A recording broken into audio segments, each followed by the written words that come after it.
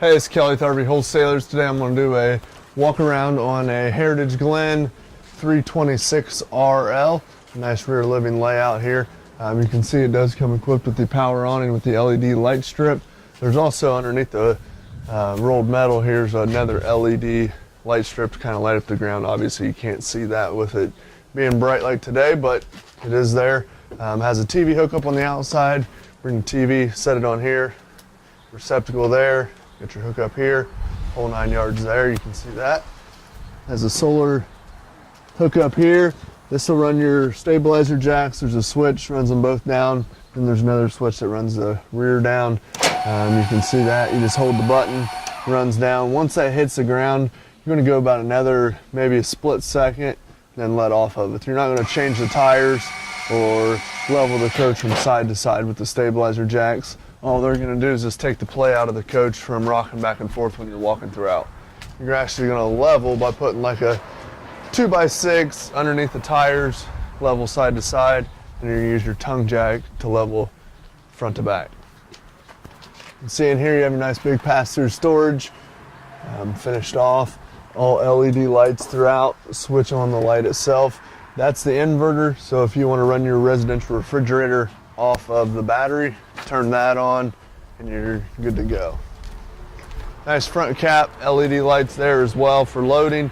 Also the jack itself has a light on it as well. Raise it up and down there. Two 30-pound propane bottles with a cover.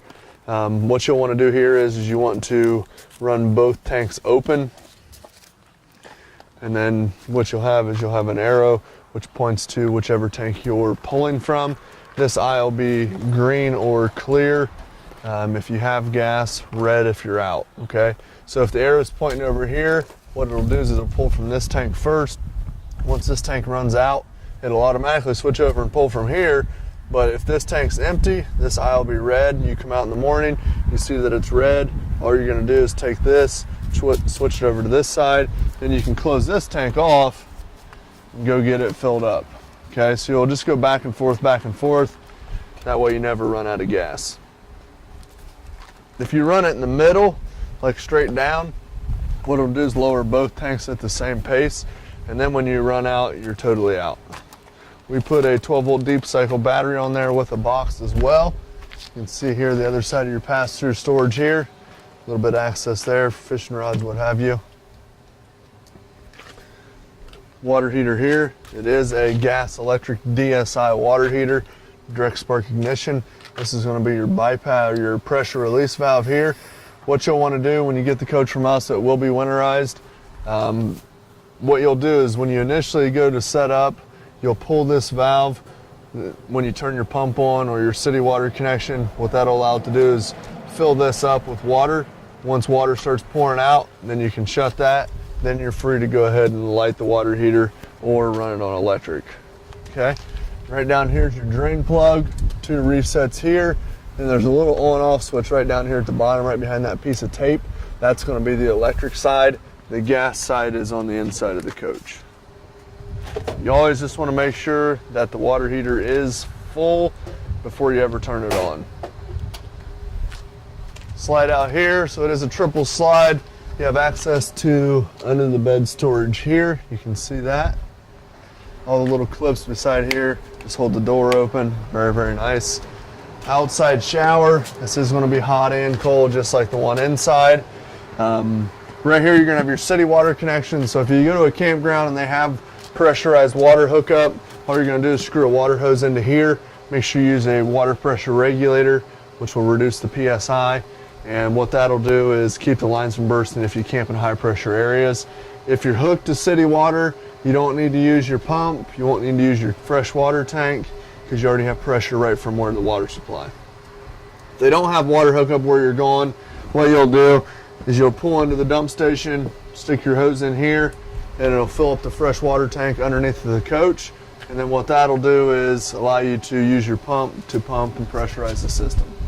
Okay, now when you're done camping, after you go to your dump station, you'll hook your sewer hose on here. Then you're going to pull your black tank first, which is your toilet. It indicates with the black handle. Let that run through. Then you're going to take your water hose and you're going to hook it up to the black tank flush. Turn the water on. What that's going to do is it's going to spray inside the black tank, clean it off, shut that off, let that run for about 10 seconds, shut the water off, then close that. Just make sure you have the water off before you close it. Then you'll pull your gray, which is your sinks in your shower, and that'll finish rinsing out your hose. And you can close that. Okay? You always want to put your cap on for travel. This here is the exhaust for your furnace. If you're ever wondering if your furnace is actually running, because it'll take a minute when you're putting your hand over the register on the inside, just come out here and wave your hand close to that. It'll be blowing out hot air immediately. Fully enclosed heated underbelly, aluminum wheels. This coach is 50 amp service. You just thread this big plastic nut on there, do a little quarter turn, pull it off. There is an indicator light up above, which will tell you if you're getting power from the supply.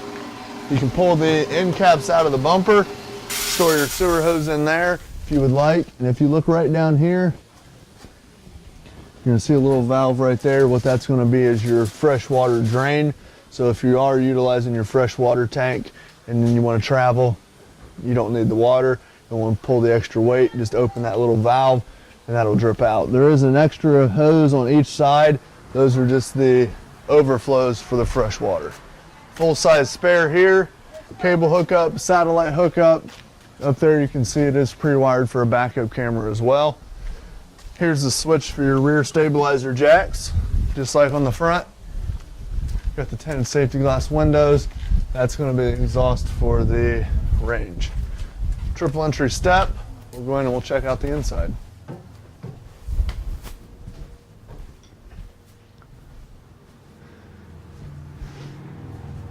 Nice rear entertainment with the fireplace in the back. You got the theater seating with the nice trifold sofa, freestanding table and chairs. Over here by the door, it does have a remote to run your slide outs, your awning, your jacks up and down. So if you're close to a tree or a pole or whatever, you can actually walk outside, run the slide outs out. You can do the same thing with the awning. You just hit this, select whatever one you want to go to. Everything's listed for you there. Run it in and out, up and down for the jacks, the whole 9 yards. So a nice feature there, that way you're not banging your slide out into the camper next to you or what have you. And you can do the same thing here, the 3 slide outs, the awning, now your water pump. So if you're running off of your fresh water tank, you'll use your pump, and it is an on-demand pump, so you don't have to come over here and flip it on and off all the time. Once you turn the faucet on, the pump automatically kicks on. Once you shut it off, the pump will kick off. And then if you're not using the pump, if you're hooked to city water, you don't even need to mess with this. This here is the water heater on gas. So you flip that switch on, it'll try to light 3 times. If it doesn't light, this little light in between the 2 buttons there will illuminate to let you know it didn't light. Shut it off, wait about 10 seconds, flip it back on, it'll cycle through again. Okay, light switch is here. Battery, your battery will trickle charge anytime you're hooked to power or your tow vehicle. This just lets you know where all the levels are on your tanks. Okay. Bathroom there. You always want to make sure that the little latch on the shower is connected for travel. That way it doesn't come open and bust. Okay. First thing you want to do once you get to the campground, wherever you're going, is you want to come to your stove. Lift up the cover here, turn all 3 burners on high, come here to your sparker knob, light those 3 burners up, let them burn for about 15-20 seconds. What that's going to do is it's going to get the air out of the lines, and then it'll make sure that everything proper and fires correctly on gas. The oven, turn this over to pilot, and all you do is you push and hold. There's a little pilot right back here. Just take like a nice big stick lighter and light that up. Nice solid surface countertops, stainless steel sink, nice big high-rise residential faucet, stainless steel appliances, microwave works just like the one at home. Also the sink cover for extra countertop space. A lot of people use the backside as a cutting board as well. Thermostats here, go to mode, and it'll work just like your one at home. While you set it, it goes. Table and chairs, you want to make sure that your chairs are actually strapped down before you travel. The cloth nightshades here, you just raise those up and down Just lift them up and you can stop them wherever you want. Okay. Now if you can't find a light switch for a light, always look on the light itself, and there's usually a little button on there as well. These will have footrest. Right down here you're going to have your stereo, Furrion, it is DVD, auxiliary input, USB, Bluetooth, the whole 9 yards. Power that up there. Pretty self-explanatory. Then right down here you're going to have your 110 breakers here. They're labeled here. 12 volt fuses here. They're labeled right here. So just like at home there as well. Another light switch here. You can see that. The fireplace powers it on here. You do have to be plugged into Shoreline to be able to utilize that. You can do it just for looks. You can have it produce a little heat, whatever you would like.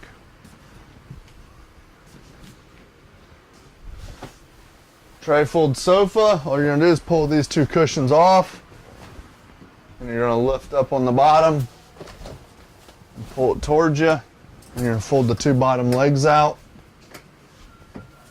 Set that down, and you're going to come back here and pull down the bottom cushion.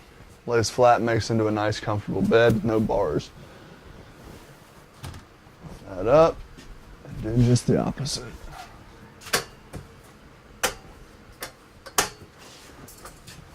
Fold that over, lay it down, place the cushions. All of the air is ducted through the ceiling, heat's ducted through the floor. The furnace is LP with a 12 volt blower. The AC you have to be plugged into Shoreline. Okay, again, solid surface countertops, all LED lighting throughout. Now you can come here to the air. Once you first get in the coach, if you want to dump the air right here, slide this over, all the air will pour out here. Slide this way, and then it'll shoot it through the ductwork.